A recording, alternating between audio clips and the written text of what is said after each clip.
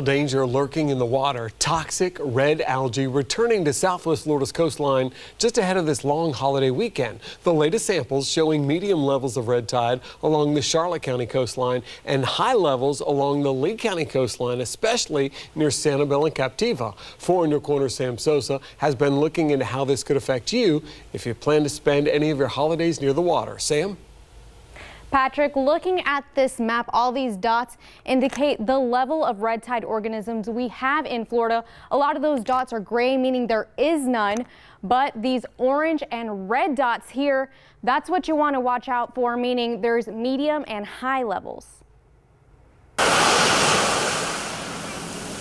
Crystal clear water, but it's what you can't see that concerns some people. My first thought was on the red tide and dead fish on the beach, the smell. Florida Fish and Wildlife is reporting high levels of red tide in Southwest Florida, particularly at Captiva Pass and the South Seas Plantation entrance. But is it enough to keep beachgoers away? Well, it depends who you ask. For us that live here year-round, I would think there would be a deterrent. It went through my mind when we were coming up, well, we might have a problem with red tide, but so far, it's great. Bart Good has experienced red tide before, and he knows what can happen when you're around it. I was really coughing, and I felt tickling in my throat, and it's uncomfortable. But today, he feels comfortable enough to bring his family to the beach. But health experts say you may want to steer clear if you have certain conditions. It's particularly bad for people who may already have some respiratory compromise. For example, if you had asthma, it might really bother you and take you longer to recover. Dr. Heather Barron works with animals at Crow Clinic, but also tracks how the environment can impact humans. She says when they see an influx of sick birds or fish, health officials step up to warn people. If it is unacceptably high levels in a certain area, then they can, put signs out warning people to stay away from the shellfish. As I mentioned, red tide is also a serious threat to local marine life.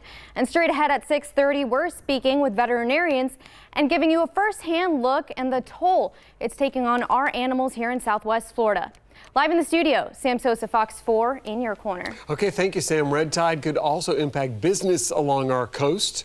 One business owner we spoke with says the Thanksgiving weekend is usually pretty busy for Southwest Florida, but there was a notable drop-off last year, and they're a little worried it could happen again this year because of red tide. They also say all these recent water releases from Lake Okeechobee are not helping matters. The tourists come in 3 days before Thanksgiving and leave about 4 days after. Tourism was off. I heard many restaurants are off up to 20%. So there are good days and bad days, probably depending on the release. So, but here at Schnappers, we always like to have a good attitude regardless. We tell them where the beaches are. We tell them where our favorite beaches are. Good attitudes go a long way. We should just mention the Army Corps of Engineers, which is in charge of regulating water levels, has slowed down those releases from Lake Okeechobee because the water level for the lake is starting to go down.